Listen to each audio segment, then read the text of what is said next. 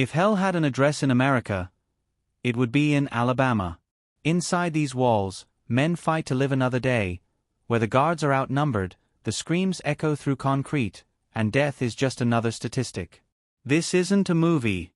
This is the Alabama prison system, a real-life nightmare of blood, corruption, and chaos, one the U.S. government has called an unconstitutional crisis. Tonight, we open the gates. And once you step inside, there's no going back. Welcome to hell, inside Alabama's broken prisons. The story of Alabama's prison system isn't about one facility. It's about an entire network collapsing under its own brutality. The state runs 13 major correctional institutions, built to hold roughly 9,000 inmates. But for decades, they've been crammed with over 20,000. The result? A violent powder keg, one that's exploded again and again. Every inch of these prisons tells a story of neglect. Peeling paint, rusted bars, flickering lights, and the ever-present smell of sweat, bleach, and fear.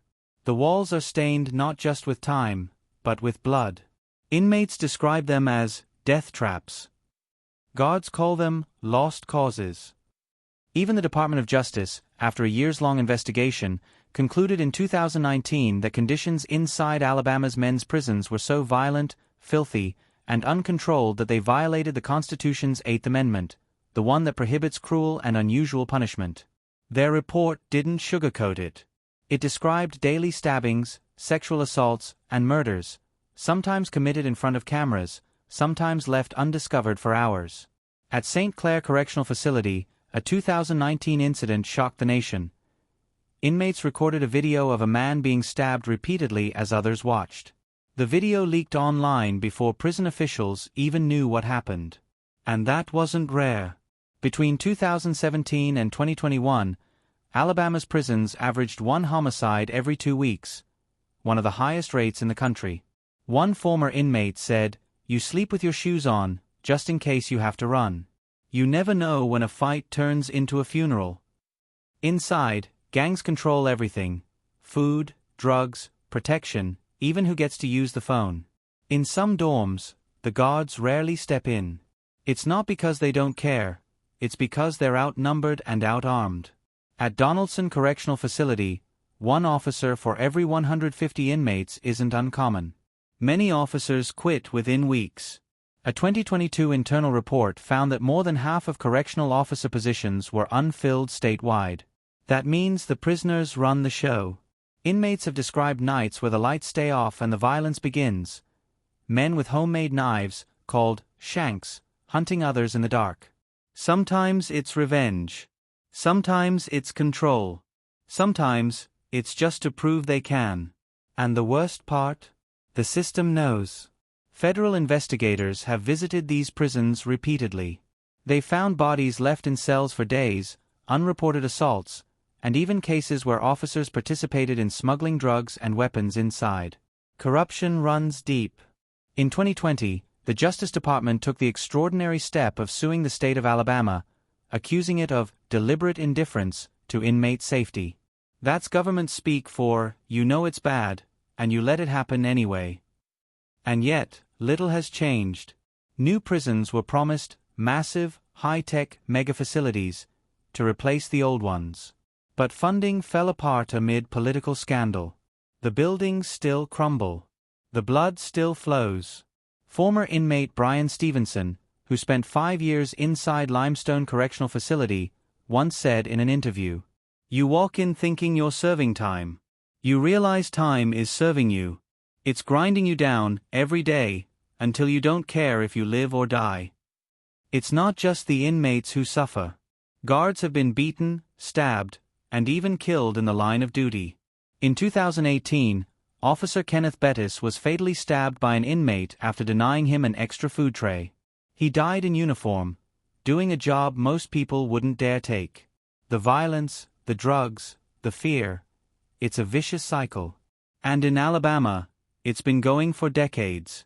But to understand how things got this bad, you have to go back to when these prisons were built, and the dark history that shaped them. Because the Alabama prison crisis didn't start overnight.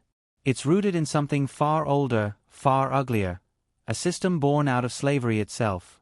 From slavery to the cell block, the hidden history behind Alabama's prisons. To understand the nightmare of Alabama's modern prisons, you have to trace the roots, deep into the red soil of the South, back to a time when corrections had nothing to do with justice, and everything to do with control. Because the truth is this: the Alabama prison system was never built to rehabilitate, it was built to replace slavery. When the Civil War ended in 1865, slavery was abolished, at least, that's what the law said. But hidden in the 13th Amendment was one crucial loophole. Neither slavery nor involuntary servitude, except as punishment for a crime, shall exist within the United States. That single line became the foundation for what came next. Across the South, states like Alabama seized the opportunity. If they couldn't legally enslave people anymore, they'd just arrest them and work them instead. By the 1870s, Alabama had perfected this system. They called it convict leasing. Under this practice, prisoners, overwhelmingly black men, were leased out to private companies, plantations, and railroads. They built roads, mined coal, and harvested cotton for corporations and wealthy landowners, often under the whip, the gun, and the noose. The crimes that landed them there? Vagrancy, loitering, speaking too loudly, even not having proof of employment.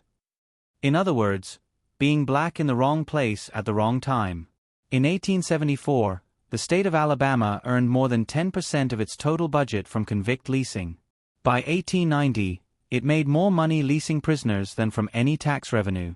It was a new kind of slavery, wrapped in the thin veil of legality. Historical records show the conditions were unspeakable. Men worked 14 to 16 hours a day in mines without food, water, or medical care. Whippings were routine. Executions for disobedience were common. At Pratt Mines, outside Birmingham, death rates among prisoners reached 40% per year, higher than those in many Civil War POW camps. When people died, and they often did, their bodies were replaced immediately. One Alabama politician infamously said, "Before the war, we owned the Negroes. Now we just rent them." That system, brutal, profitable, and politically protected, continued well into the 20th century. When convict leasing was finally abolished in 1928, it didn't end exploitation. It simply changed shape. Alabama replaced leased labor with state-run prison farms, most famously Atmore Prison Farm, now part of the notorious Holman Correctional Facility, nicknamed the Slaughterhouse. Here, prisoners picked cotton, chopped timber, and raised livestock under armed guard. One historian described Holman's early years as a plantation by another name. And just like the plantations that came before, it was built on racial hierarchy. Even in the modern era, the racial divide inside Alabama prisons remains staggering. As of 2023, nearly 60% of inmates are black, though black residents make up only about 26% of the state's population. That isn't coincidence. It's continuity. The same structures that once enslaved people still exist, only now, they wear the badge of law enforcement. One civil rights lawyer called Alabama's prisons the last link in America's unbroken chain of racial control. And what's most chilling is how openly the system profits from it. Today, prisoners still work, for pennies on the dollar, manufacturing license plates, cleaning state facilities, even producing furniture for government buildings. In Alabama, refusing to work can result in punishment, including solitary confinement. Inmates have said they feel like state property. And in many ways, they are. In 2022, when Alabama faced a labor shortage, the state's Department of Corrections publicly announced it would use prison labor to help fill gaps, effectively turning incarceration into a state-run workforce. Meanwhile, violence and neglect still thrive behind the same fences that replaced the cotton fields. Overcrowded prisons, racial disparities, forced labor, they're not modern problems. They're inherited ones. Born from a system that learned how to keep control after losing the right to own people.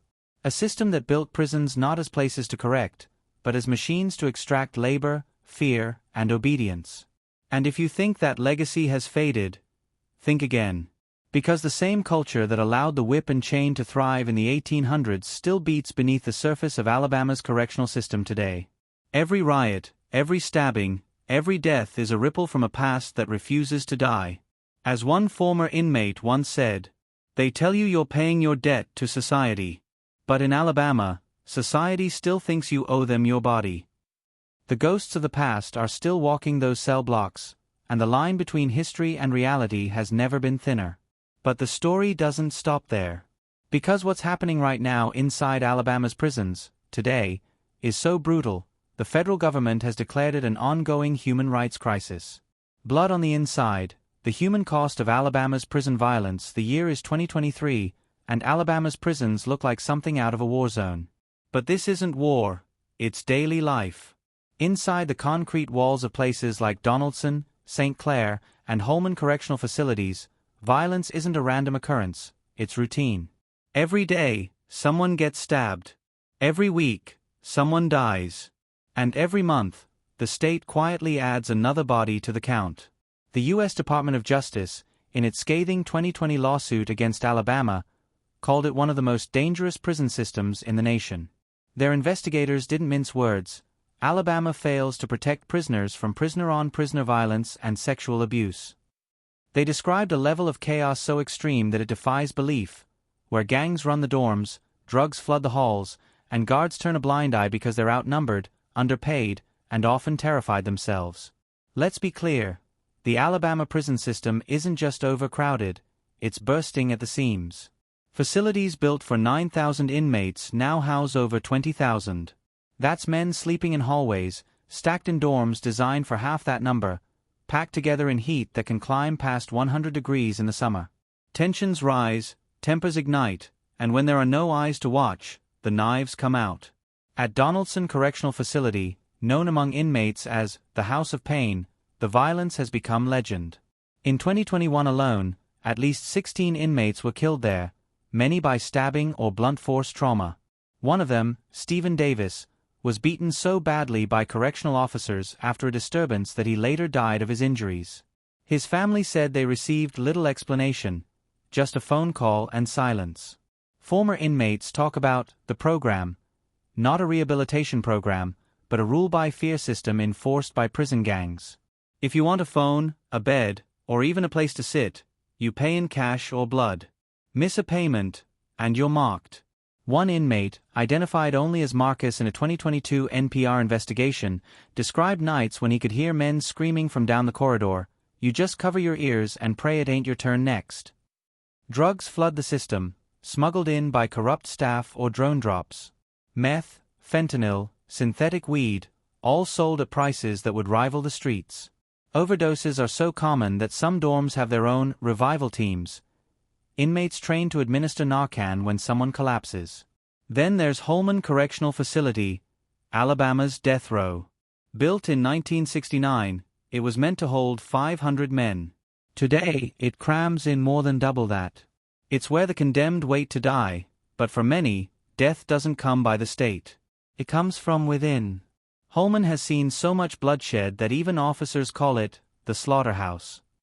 In 2019, a guard was fatally stabbed during a late-night shift, the latest in a series of violent outbreaks that forced temporary lockdowns across multiple facilities. Inmates themselves recorded videos during riots, showing fires, weapons, and injured men lying in pools of blood, footage so graphic that major networks blurred entire frames. And still, somehow, the cycle continues. Between 2015 and 2022, at least 300 inmates died from violence, overdose, or suicide inside Alabama prisons. That's more than one every week. In 2022 alone, 266 prisoners died, the highest in state history. The official cause is natural, undetermined, or under investigation. But former correctional officers and whistleblowers say the truth is far darker. Many of those deaths weren't natural. They were the result of neglect, brutality, or cover-ups. A former correctional officer, speaking anonymously to AL.com, said, "We don't control the prisons anymore. We just walk through them. It's their world now." And the they he's talking about aren't just the gangs, it's the system itself. A system so underfunded, so mismanaged, that the staff inside have given up on the idea of rehabilitation. Their only goal is survival. Even the guards are victims in their own right. They work 16-hour shifts, often without backup, in units filled with homemade weapons and desperation. Some end up smuggling contraband to make ends meet. Others just break down. In 2021, multiple officers resigned after a viral video showed inmates brandishing knives and cell phones while laughing, "We run this place." And they weren't lying. Inside Alabama's prisons, power isn't held by the Department of Corrections, it's held by whoever's willing to kill for it. Gang leaders control everything from food distribution to sexual ownership. The weak are preyed upon relentlessly. Federal reports describe sexual slavery as a daily reality, with victims too afraid to report assaults, knowing the price of snitching is death. One 26-year-old inmate named Andre wrote in a letter to the Equal Justice Initiative, "I came here for a 5-year sentence. I've seen more people die than in a war movie. They tell you to rehabilitate, but how can you when you can't even close your eyes?" And that's the human cost. Every number, every statistic, every lawsuit, behind them are men who may be guilty of crimes, but who were never sentenced to torture, starvation, or death. When the Department of Justice sued Alabama, they didn't just accuse the state of failing its inmates. They accused it of deliberate indifference, a legal term meaning the government knew how bad things were and chose to do nothing. In 2023, despite federal pressure, the death toll keeps rising.